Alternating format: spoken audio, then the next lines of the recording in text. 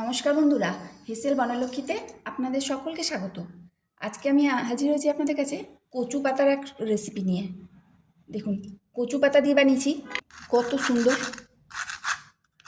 একবারে খড়খড় করছে, আওয়াজ শুনেই বোঝা যাচ্ছে। দেখুন কতটা মুচমুচে হয়েছে আর দেখতে কতটা লোভনীয়, খেতে তো দারুণ লাগে। দেখুন ভেঙে দেখাই, কতটা সুন্দর হয়েছে, একবারে মুচমুচে। তাই আসুন সম্পূর্ণ রেসিপিটি স্কিপ না করে দেখে এই ধরনের কচু পাতা রেসিপি বানিয়ে নিন। আর এটা আমি পরিবেশন করছি কাসুন্দির সাথে, তবে যে কোনো চাটনির সাথে খাওয়া যাবে, সস কিংবা চাটনি। স্কিপ না করে আপনারা সম্পূর্ণ রেসিপিটি দেখুন আর এরকম রেসিপি বানিয়ে নিন, খেতে কিন্তু দুর্দান্ত লাগবে। আর দেখুন বন্ধুরা, আমি একটু ভেঙে দেখাই কতটা মুচমুচে হয়েছে এই রেসিপিটা। তাহলে রেসিপিটা বানাবার জন্য এখানে আমি নিয়েছি কিছু কচু পাতা। এই কচু পাতাগুলো খুব বড় সাইজেরও নয়, আবার খুব ছোট সাইজেরও নয়, ঠিক মাঝারি সাইজের এরকম কচু পাতা নিতে হবে। তবে কচু পাতাগুলো ফ্রেশ হতে হবে এবং কচি হতে হবে, ঠিক এইরকমই কচু পাতা নিতে হবে। আর কচু পাতাগুলো আমি খুব ভালো করে আগেই ধুয়ে নিয়েছি। এখন এই কচু পাতাগুলো কেটে নেব। কেটে নেওয়ার জন্য কচু পাতাটাকে দুভাজে ভাজ করে নিতে হবে এবং মাঝখানে যে শিরা আছে সেই শিরার অংশটা ডাঁটার দিক থেকে কেটে নিতে হবে, কারণ এই অংশটা একটু শক্ত হয়। এই অংশটাকে কেটে ঠিক এইভাবে বাদ দিয়ে দিতে হবে। এখন কচু পাতাটাকে দু অর্ধেক করে নিচ্ছি। দেখুন ঠিক এইভাবে দু অর্ধেক করে নিলাম। এখন এটাকে আমি চৌকো শেপে কাটবো, তার জন্য দুটো সাইডের অংশ বাদ দিয়ে নেব। কাটাটা খুবই সহজ। তাহলে দুটো সাইডের অংশ যদি বাদ দিয়ে নিই, তাহলে মাঝখানের অংশটুকু যেটা পড়ে থাকবে সেটা চৌকো শেপ করে কাটা যাবে। এটাকে আমি দুটো অর্ধেক কেটে নিলাম। দুই অর্ধেকে কাটলে এটা চৌকো শেপ হয়ে যাচ্ছে। আমি আরেকটা দেখিয়ে দিচ্ছি। এই দেখুন, যে অর্ধেক কচু পাতা আছে সেটা নিলাম, সেটা দুপাশের সরু অংশ দুটো বাদ দিয়ে দিলাম। নেওয়া যেতে পারে, তবে চৌকো শেপ হবে না। তিনকোনা শেপে যদি করেন তাহলে নেওয়া যেতে পারে, কিন্তু আমি যেহেতু চৌকো শেপে করছি তাই এই সাইডের অংশটুকু বাদ দিয়ে মাঝের অংশটুকু নিয়ে নিচ্ছি, তাহলে চৌকো শেপ করে কাটা হচ্ছে। আমি এইভাবে সব পাতাগুলো চৌকো শেপ করে কেটে নিলাম। এখন একটা বাটিতে পাতাগুলো নিয়ে নিয়েছি আর কিছু জল দিয়ে দিচ্ছি এর মধ্যে। আগেই পাতাগুলো ধুয়ে নিয়েছি তাই অল্প পরিমাণ জল দিয়ে দিলাম। এখন এর মধ্যে দিচ্ছি 1 চামচ ভিনিগার। ভিনিগার দিয়ে এটাকে ভিজিয়ে রাখছি, তাহলে যে কুটকুটে যদি করে তাহলে কুটকুটিটা থাকে না। অনেক সময় গলা ধরে কচু পাতায়, যদি ভিনিগার জলে ভিজিয়ে রাখা যায়, খুব বেশিক্ষণ না, 10 মিনিট ভিজিয়ে রাখলেই হবে, তাহলে কুটকুটি করবে না। এখন আমি একটা বাটিতে নিচ্ছি বেসন। 1 হাতা বেসন নিলাম, তার মধ্যে দিচ্ছি হাফ হাতা চাল গুঁড়ো। চাল গুঁড়োটা কিন্তু অবশ্যই দিতে হবে, যদি চাল গুঁড়ো বাড়িতে না থাকে তাহলে আগে থেকে চাল ভিজিয়ে রেখে মিক্সার গ্রাইন্ডারে গুঁড়ো করে নিতে হবে।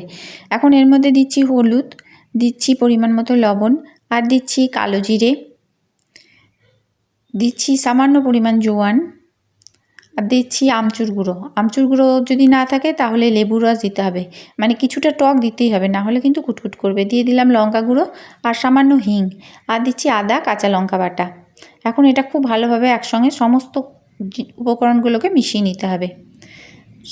ভালোভাবে মিশিয়ে নেওয়ার পর এটা অল্প অল্প করে জল দিয়ে একটা ব্যাটার তৈরি করতে হবে। একসঙ্গে জল ঢাললে কিন্তু পাতলা হয়ে যেতে পারে, যেহেতু ব্যাটারটা পুরু হবে, তাই অল্প অল্প করে জল দিয়ে একটা পুরু ব্যাটার তৈরি করতে হবে। খুব ভালো করে ফেটিয়ে নিতে হবে। হাতে একটু সময় নিয়ে খুব ভালোভাবে ফেটিয়ে নিতে হবে, আর একই দিকে হাতটা ঘুরিয়ে ফেটাতে হবে, তাহলে ভালোভাবে ফেটানো যাবে। দেখুন আমি ঠিক এইভাবে ফেটিয়ে নিচ্ছি। আর চাল গুঁড়োটা কিন্তু অতি অবশ্যই দিতে হবে, কারণ চাল গুঁড়োটা দিলে তবেই ক্রিপসি হবে। চাল গুঁড়ো যদি না দেন তাহলে কিন্তু ক্রিপসি হবে না। কচু পাতার এই রেসিপিটা একবার ট্রাই করে দেখতে পারেন। খেতেও যেমন মজার, বানানোও কিন্তু খুবই সোজা।